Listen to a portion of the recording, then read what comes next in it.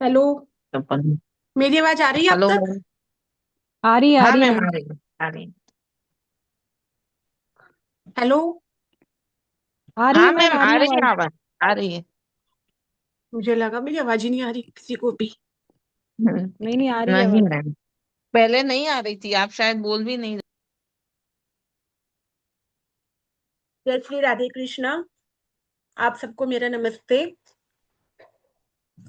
आज की class start करने से पहले मैं और आप अपने परम पिता, अपने परमात्मा, जिस भी इष्ट देव को आप मानते हैं, जिन्हें भी आप पूछते हैं, उनका ध्यान कीजिए, उनकी वंदना कीजिए, उनसे आशीर्वाद लीजिए।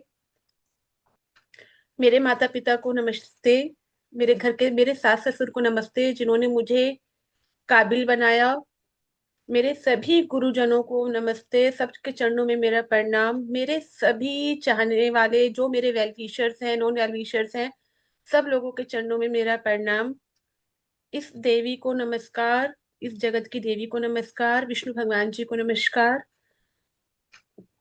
मुझे इतना ज्ञान दें कि मैं जो ये ज्ञान आप लोगों के समक्ष देना चाहती हूँ, बताना चाहती हूँ भगवान जी के बारे में, नक्षत्रों के बारे में, मैं उसे आप लोगों तक बहुत सिंपल और सरल तरीके से आप लोगों तक पहुंचा सकूं। राधे राधे। जय श्री कृष्ण। आज हम बात करेंगे भरणी नक्षत्र की। नक्षत्रों में भरणी नक्षत्र जो आता है वो दूसरा नक्षत्र आता है। और भरणी नक्षत्र के जो देव हैं वो है शुक्र। ये शुक्र का नक्षत्र है। जैसा कि भरणी जो नक्षत्र है, ये नाम से ही पता चल रहा है कि भरणी का मतलब हुआ भरण करना। भरण मतलब पालन पोषण करना। जैसे कि मैं आपको एक अभी इसकी पीपीटी से दिखा देती हूँ कि इसकी जो वो होती है, फिगर जो होती है, इसकी जो सिंबल जो होता है वो एक इस तरीके का होता है, जैसे जब हम किसी इंसान का जन्म होता है, ठीक है, तो ये उस रिप्रेजेंट करता है। तो जब एक बच्चे का जन्म होता है, सिंपल सी बातों में समझने की कोशिश कीजिएगा कि जब एक बच्चे का जन्म होता है तो उस समय एक माँ अपने सिर पर कफन बांध कर जाती है कि कुछ भी हो सकता है। तो भरणी नक्षत्र के अंदर सबसे बड़ी चीज ये बात आई गई है कि जीवन के अंदर बिना कष्टों के कुछ भी चीज आपको आसानी से नहीं मिल सकती। अगर आपको जीवन में बिना कष्ट के आप सोचते हो कि कोई भी चीज आपके जीवन में आसानी से आ जाएगी और आप उसे ले लेंगे, तो ये पॉसिबल नहीं है। आप मेरे सामने स्क्रीन देख पा रहे हैं? मुझे एक जन पर्सन कोई भी शो कर दे कि मेरी स्क्रीन विजिबल है। दिख रही है मैम। ठीक है। देखिए, भरणी नक्षत्र जो आता है 13 डिग्री 20 मिनट से स्टार्ट होकर 26 डिग्री 40 मिनट तक आता है, और ये मेष राशि में ही आता है, जैसे मैंने परसों क्लास में बताया था। 13 डिग्री 20 मिनट का एक नक्षत्र। दूसरा नक्षत्र स्टार्ट होता है 13 डिग्री 20 मिनट से 26 डिग्री 40 मिनट तक का। जो इसका जो मीनिंग है, बियरिंग चिल्ड्रन लेबर पेन, मैंने कहा लेबर पेन बताया ना, कि एक जो प्रसव पीड़ा होती है, उसके बाद जब बेबी होता है तो एक खुशी ही अलग होती है। सिंबल है डाउनलोड, डाउनवर्ड ट्रायंगल, जैसे कि एज ए कि कहते हैं फीमेल योनि की तरह इसका सिंबल बताया गया है। इसके जो डाइटी है वो यमा, मृत्यु के देवता, इसके डाइटी हैं। 3 स्टार से रेसेंबल से फीमेल सेक्सुअल ऑर्गन्स। नेचर जो है वो इसका इनऑस्पिशियस है। रूलर इज वीनस, और इसका मंत्र है ओम इम। ये मंत्र आप नोट कर लीजिएगा। ये ओम नहीं है, ये ओम है, ठीक है। ओम इम। अगर जब भी भरनी नक्षत्र से रिलेटेड कोई प्रॉब्लम आए, कुछ इशू आए, तो आप ओम इनके मंत्र का उच्चारण कर सकते हैं। एनिमल्स जो है इनके एलिफेंट हैं। और अल्फाबेट ली लू ले लो। इसके अंदर दो मंत्र आते हैं। दोनों मंत्र मैं आपको अभी स्टोरी के साथ एक्सप्लेन करूंगी। महामृत्युंजय मंत्र और हरे कृष्णा मंत्र। इन दोनों नक्षत्रों के पीछे बहुत ही कहानी बताई गई है इसके अंदर, जिसके अंदर में आप देखते हैं कि कब कब ये मंत्र किस प्रकार से काम करते हैं।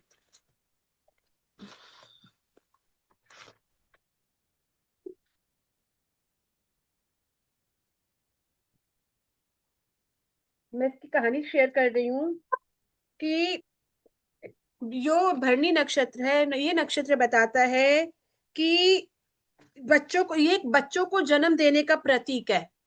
ठीक है, कि जब भी इस तारे की में कुछ अजीब लगता है तो मृत्यु के देव, ये एक तारा मृत्यु का तारा भी कह सकते हैं, क्योंकि जन्म देना आसान बात नहीं है। हर एक, ये कहते हैं कि बहुत ही टफ प्रक्रिया होती है, कि बहुत जीवन कठिन है इस तारे के अंदर।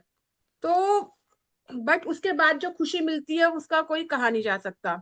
तो एक वेदास के अंदर, महाभारत के वेदास के अंदर एक कहानी आती है कि बिना मृत्यु के कुछ नहीं मिल सकता।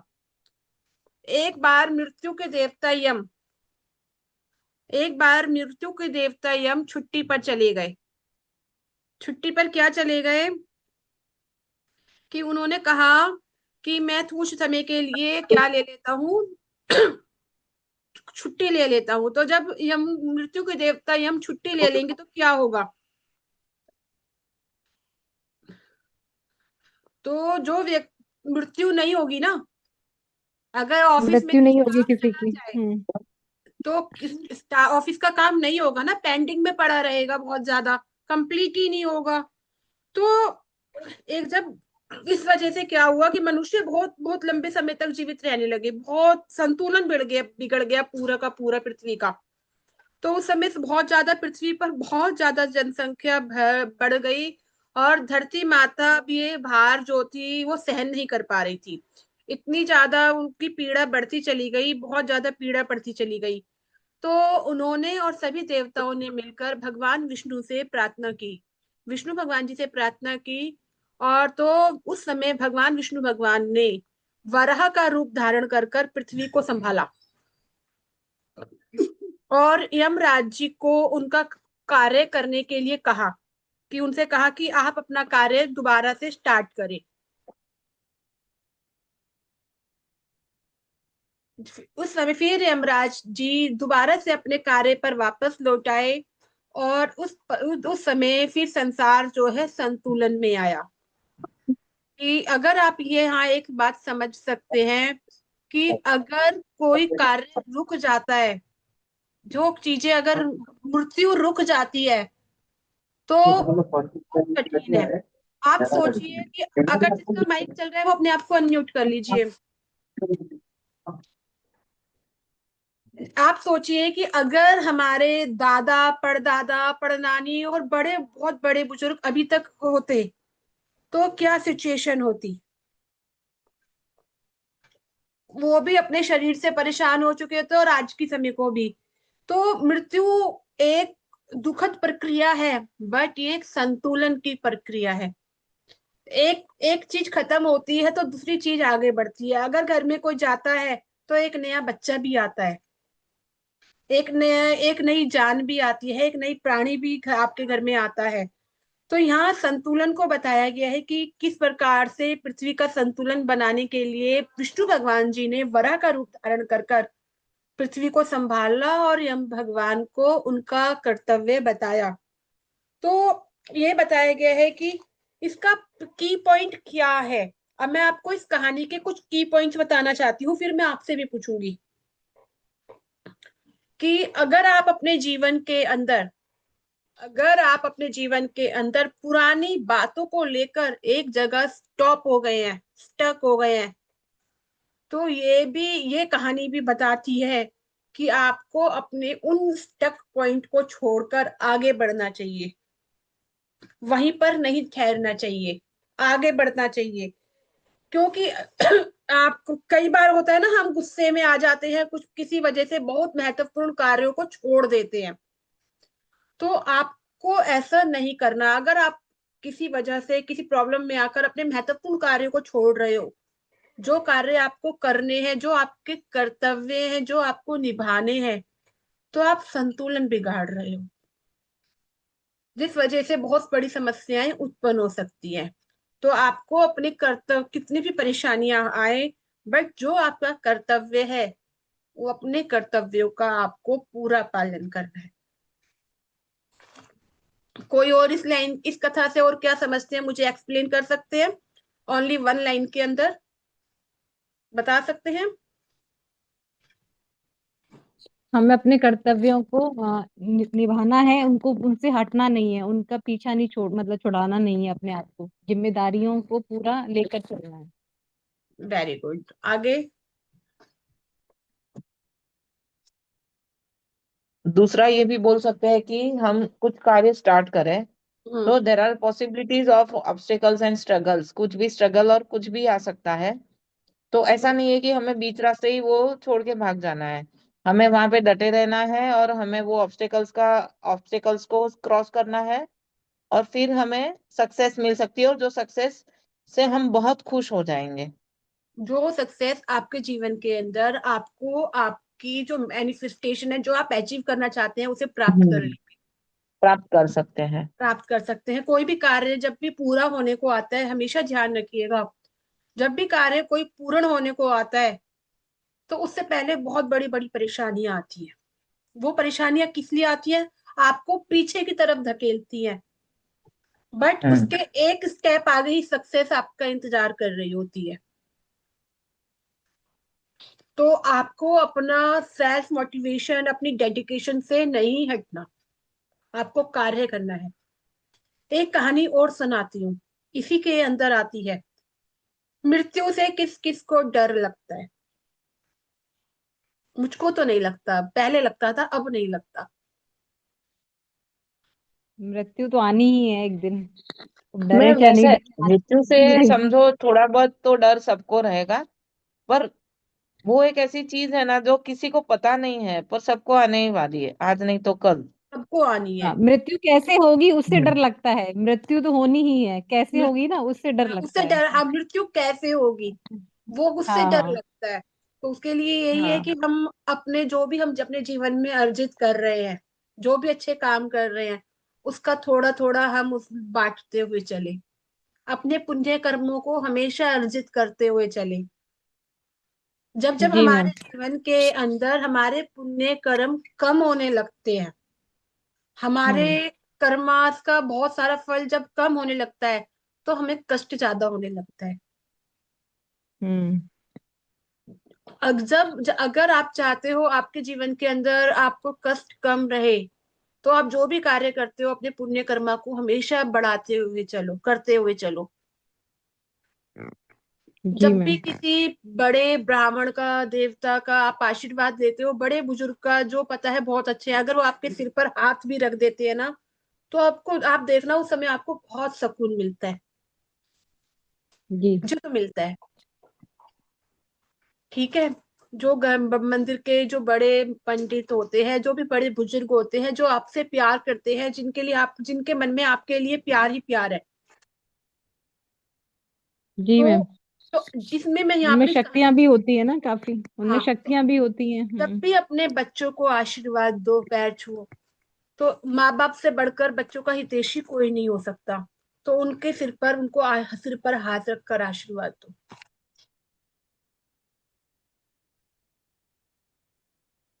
ठीक है। तो एक यहाँ पे एक कहानी आती है पद्म पुराण के अंदर, कि एक बालक था, उसे ज्ञात हुआ कि 16 वर्ष की आयु में उसकी मृत्यु हो जाएगी। अब वो बालक जो था वो घबरा गया, मृत्यु का नाम सुनकर भी है, मेरी मृत्यु इस दिन होनी है। तो वो उसे घबरा गया और वो उस मृत्यु को टालने लगा, कि किसी भी वजह से मेरी ये मृत्यु टल जाए। तो इसलिए वो भगवान शिव जी की आराधना में लीन हो गया, उनकी आराधना करने लगा शिव भगवान की, कि मृत्यु टल जाए, मृत्यु ना आए, क्या चाहिए, तो मृत्यु ना आए, मृत्यु टल जाए। तो उसी समय जब बच्चा 16 वर्ष का हुआ, तो उस समय उस बच्चे को यम लेने आए। मेरा फोन कहाँ गया, दिया है क्या आपने? उसी समय उस बच्चे को यम लेने आए। बट यम उस बच्चे का कुछ नहीं बिगाड़ पाए। क्यों नहीं बिगाड़ पाए? देखो रखा, देख, उस बच्चे का कुछ नहीं बिगाड़ पाए, क्योंकि बच्चा शिव पूजा में, शिव प्रार्थना में लीन था। बट जब यम ने उसके ऊपर अपना प्रहार किया, मतलब कि अपनी शक्ति से वो शिव जी ने उन यम ने उसके ऊपर का उसकी मृत्यु के लिए अपने प्रहार डाला, तो जो वो बच्चा था वो शिव भगवान से लिपट गया, जैसे एक बच्चा अपनी माँ से लिपट जाता है। तो जो पाशा था यम भगवान का वो शिव जी को स्पर्श हो गया। कहते हैं ना, जब मृत्यु होती है, आप देखिएगा जब किसी व्यक्ति के प्राण निकलते हैं, कहाँ से निकलते हैं, उसके शरीर का कोई ना कोई एक अंग, या तो आंखें खुली रह जाती हैं, मुंह खुला रह जाता है, नाक में से कान में से खून आ जाता है। ठीक है, जो जहां से भी हमारे शरीर के अंदर अंदर वायु प्रवेश करती है, उस अंग में कुछ चीजें होती हैं। तो पासा डाला तो वो शिव को भी स्पर्श हो गया, और शिव भगवान जो हो गए, क्रोधित हो गए, और उन्होंने यम को क्या कर दिया, भस्म कर दिया। तो जब यम भस्म हो गई तो क्या हुआ, तो यहाँ पर क्या कहते हैं, वेद ये कहते हैं कि मृत्यु कभी भी खत्म नहीं हो सकती। मृत्यु ब्रह्मांड का नियम है, अगर मृत्यु नहीं होगी तो सृष्टि नष्ट हो जाएगी। जब यम भस्म हो गए तो फिर क्या हुआ, संसार में कोई नहीं मरने लगा, संतुलन फिर से बिगड़ गया, जनसंख्या फिर बढ़ गई, कर्म संतुलन फिर बिगड़ गया। फिर सभी देवताओं ने मिलकर शिव भगवान से प्रार्थना की। तब शिव भगवान ने यम जी को दोबारा से जीवन दान दिया, उन्हें पुनर्जीवित किया, और उस बालक को दीर्घायु का वरदान दिया। तो इसमें आप देखो, ना तो मृत्यु खत्म हुई और ना ही नियम टूटा, केवल समय बदला। तो भरणी नक्षत्र का ये नक्षत्र क्या बताता है कि बिना पेन के, विदाउट पेन नो क्रिएशन, मृत्यु से भागना गलत है। तो यहाँ मैं आप लोगों से एक सवाल करती हूँ कि क्या बालक ने गलती की थी, क्या उस बच्चे को मृत्यु से भागना चाहिए था? नहीं। नहीं। अगर वो मृत्यु से नहीं भागता तो जो शिव भगवान को उसकी वजह से यम का पाशा पड़ा, और यम भगवान को मृत्यु का भस्म में विलीन हो गए, वो ना होती, सृष्टि का संतुलन ना बिगड़ता। नहीं बिगड़ता। नहीं बिगड़ता सही। ना। हाँ जी, नहीं बिगड़ता। तो तो जो व्यक्ति कष्ट से भागता है, अपने धर्म से हटता है, तो उसका सर्वनाश खुद का या वो औरों के सर्वनाश का कारण भी बन जाता है उसकी वजह से। कभी कभी ऐसा होता है ना, आपने सुना होगा कि कहानियों में, पिक्चरों में देखा होगा, कोई किसी की मदद करने आता है, करने के लिए जाता है, और वो ही उसका कहीं कहीं वो ही परेशान हो जाता है। तो यहाँ पर कहते हैं, बताया गया है कि जब भी भगवान से आपके जीवन के अंदर ऐसा कष्ट आ जाए, मृत्यु तुल्य कष्ट आ जाए, तो उस समय भगवान से क्या प्रार्थना करनी चाहिए? उस समय आप महामृत्युंजय मंत्र का जाप कर सकते हैं। महामृत्युंजय का मंत्र लोग गलत तरीके से समझते हैं कि कोई व्यक्ति बहुत ज्यादा बीमार है, महामृत्युंजय का मंत्र पढ़ लो, जाप करा लो, या तो व्यक्ति इस पार हो जाएगा या उस पार हो जाएगा। असल में महामृत्युंजय मंत्र का जो अर्थ आता है, वो आता है कि मुझे सार्थक जीवन दे, मृत्यु से नहीं, मृत्यु के डर से मुक्ति दे। जी उस मैम। बालक को मृत्यु से डर थोड़ी था, मृत्यु तो सबको आनी थी, हम्म। बट जो मृत्यु का जो डर था, वही तो उसे दिन प्रतिदिन मारे जा रहा था ना। हम्म।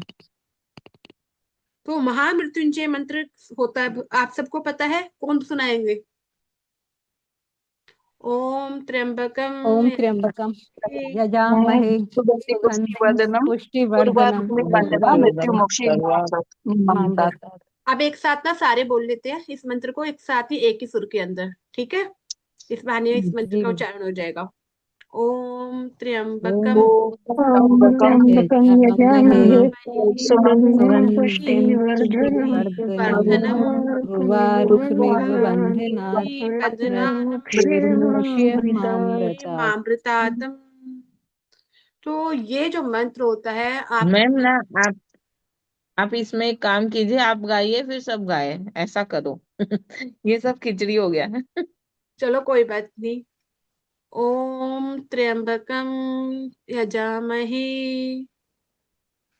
ओम ओम त्र्यंबकं त्र्यंबकं यजामहे यजामहे सुगंधि पुष्टिवर्धनम सुगंधि सुगंधि पुष्टि पुष्टिवर्धनम् वर्धनम उर्वारुकमिव बंधनानम उर्वारुकमिव बन्धनानां वन्दनानम् मृत्युर्मुक्षये मामृतातम।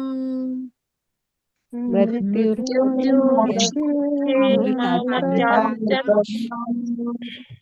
देखो इसमें हो सकता है उच्चारण में थोड़ा सा गलत हो, क्योंकि संस्कृत की लय है, पंडित जो लोग जो बोलते हैं उनकी लय का फर्क अलग होता है, ठीक है।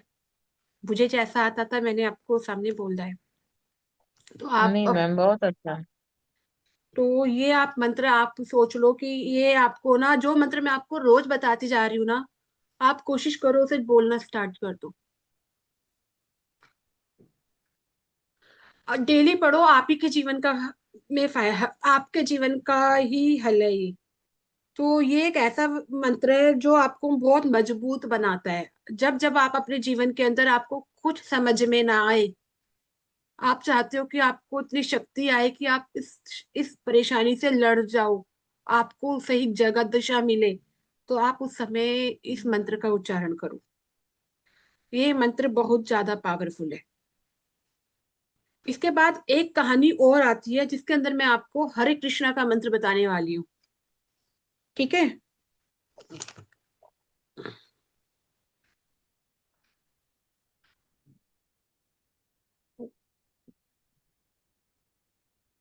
देखिए एक कहानी और सुनाती हूँ। इसके अंदर ही एक भरनी नक्षत्र के अंदर एक कहानी आती है कि कहानी में आता है कि एक व्यक्ति था जो विष्णु भगवान के भक्त थे। अब जो व्यक्ति विष्णु भगवान का भक्त होगा, क्या उस व्यक्ति का कुछ हो सकता है? बड़ी से बड़ी मुसीबत उसके छू सकती है? नहीं, बताओ।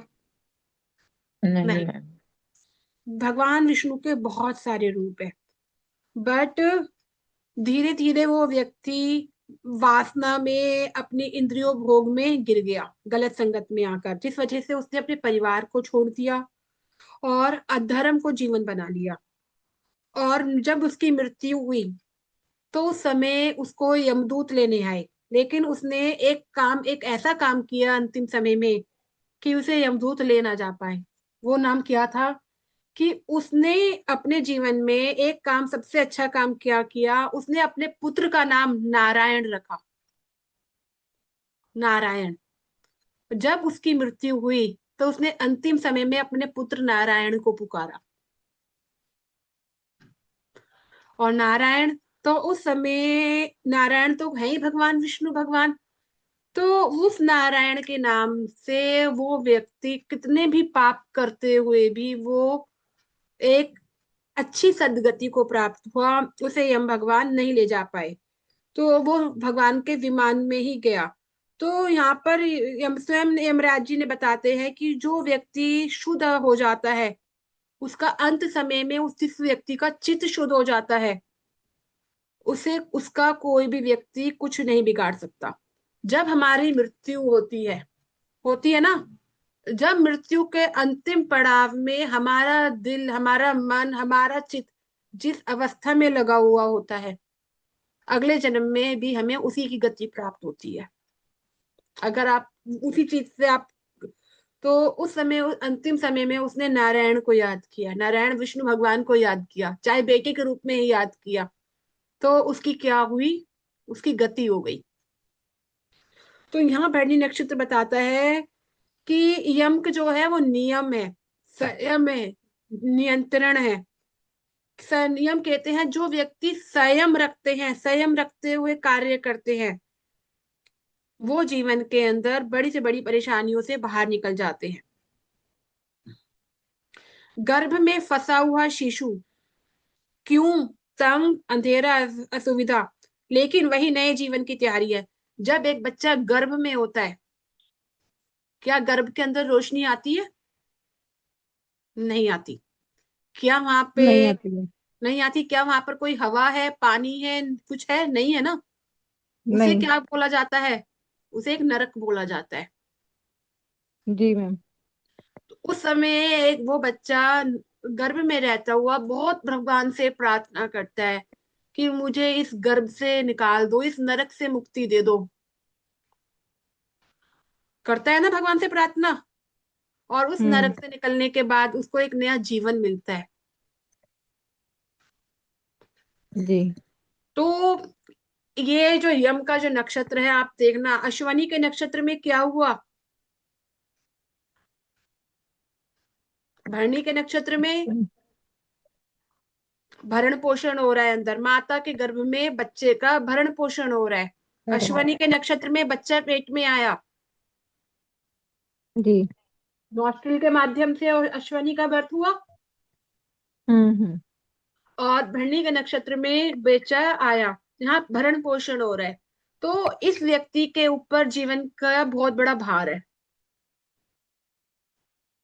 अपने परिवार की बड़ी बड़ी जिम्मेदारियां ये व्यक्ति लेके चलता है।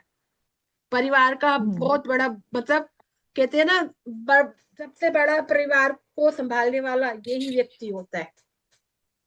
परिवार का पालन पोषण करने वाला, उसकी जिम्मेदारी लेने वाला। हाँ, पालन तरह। पोषण करने वाला, जिम्मेदारी लेने वाला। अब यहाँ पे नाम आता है, इस बात का ध्यान ये से आप यूज कर सकते हो। जब एक प्रेगनेंसी की सिचुएशन होती है और गर्भ में बच्चा होता है, चाहते हो डिलीवरी सही हो जाए या बहुत ज्यादा परेशानियां आ रही हैं, उस समय संघर्ष बहुत ज्यादा बढ़ गया है, तो उस समय यहाँ एक मंत्र बताया गया है भगवत गीता का, कि संघर्ष, ये तारा संघर्षों का तारा है, बहुत कठिन तारा है। तो आप यहाँ श्री कृष्ण का मंत्र का आप जाप कर सकते हो। हरे हरे कृष्णा, हरे कृष्णा, कृष्ण कृष्ण, हरे हरे, हरे रामा, हरे रामा, राम रामा, हरे हरे। ये मंत्र इस्कॉन के अंदर बहुत ज्यादा चलता है ना, और हर घर में जी मैम, गुनगुनाया चलता जाता है। है। तो आप हम्म। इस मंत्र को अपने जीवन का सार बना सकते हो। ये आप उन्हें दे सकते हो जो व्यक्ति लेडीज प्रेग्नेंट है। हम्म। तो ये मंत्र उनको शक्ति देगा। तो आप सब उस लोग एक पेन बार, से, सफरिंग से निकलने के लिए। हाँ सब लोग एक बार इस मंत्र को साथ में बोल लो। जी हरे मैम। कृष्णा, हरे हरे हरे कृष्णा, कृष्णा, हरे हरे कृष्णा, कृष्णा, हरे हरे कृष्णा, कृष्ण हरे कृष्णा, कृष्णा, हरे कृष्णा हरे, हरे हरे रामा, हरे हरे रामा, रामा हरे रामा, रामा रामा, रामा, रामा, हरे हरे हरे हरे, हरे, हरे हरे कृष्णा, हरे कृष्णा, हरे कृष्णा, कृष्ण कृष्णा, कृष्ण कृष्णा, हरे हरे, हरे हरे, हरे कृष्ण रामा, कृष्ण हरे हरे हरे रामा, रामा, राम राम राम, राम, हरे हरे हरे। हरे। ये ये आपको दो चीजें, आप आपने बहुत इस भरणी नक्षत्र के अंदर यही चीजें बताई गई हैं कि संघर्षों का तारा, जहां आपको डटे रहना है, नियमों को नहीं तोड़ना, अपने जीवन के अंदर संघर्षों का पालन करना है, संघर्षों से लड़ते हुए आगे बढ़ना है। ठीक है। तो भरणी नक्षत्र की जो स्टोरीज होती हैं वो आज यहाँ पर कंप्लीट हुई। अब मैं आप लोगों से कुछ एक एक लाइन में बताना चाहूंगी, जो मैंने बताया है उससे डिफरेंट आप लोग क्या अपना कंक्लूजन देते हैं, कि आपको ये कहानियां और क्या संदेश देती है। नीतू जी जिनका आप भी बताओ। जन्म चलो। जिनका भी जन्म भरणी नक्षत्र में हुआ है, वो हाँ। पर्सन अपने घर की जिम्मेदारी लेके चलेगा, अपने घर का लालन पालन पोषण करेगा, और अपने घर का एक जो होता है ना, हम्म। खाना देने वाला, मतलब source of food hmm. Provide कराने की हिम्मत रखेगा, हम्म। और वे कभी भी अपनी जिम्मेदारियों से हटेगा नहीं। वेरी, ये खटेगा अच्छा नहीं, ये इस लगता कार्य उसको है, करने ही करने हैं, ये इसका जीवन का करना ही है, मोटिव है। और उसके, हाँ, उसका करना ही करना है जितना उसको। भागेगा उतना कष्ट है, जितना आगे हाँ, बढ़कर जितना रहेगा भागेगा। उतने उसकी लाइफ सरल सुगम हो जाएगी। हाँ, जी। और बताओ।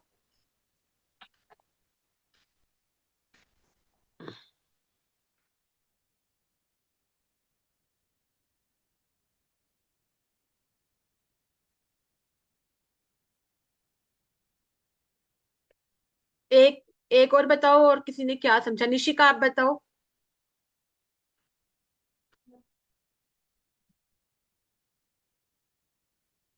चलिए, भरणी नक्षत्र की मीटिंग्स तो यहाँ पे हुई है, इसकी रिकॉर्डिंग्स का जो लिंक है ना, वो यूट्यूब पे चल जाएगा। और मैं ना रिकॉर्डिंग के यूट्यूब के लिंक के नीचे ही ना जूम मीटिंग का लिंक और ग्रुप का लिंक भी डाल दूंगी, जिससे आप वहां से मीटिंग भी ज्वाइन कर सकते हो। सेम लिंक रहेगा, 5 बजे, डेली 5 बजे क्लास होती है, और आप ग्रुप में भी ज्वाइन कर सकते हैं। और मैम निशिका मैम अनम्यूट हुए हैं। हाँ, निशिका मैम बताइए। मैम यही कि भरनी नक्षत्र मतलब जब कोई लेडी प्रेग्नेंट है तो बच्चा 9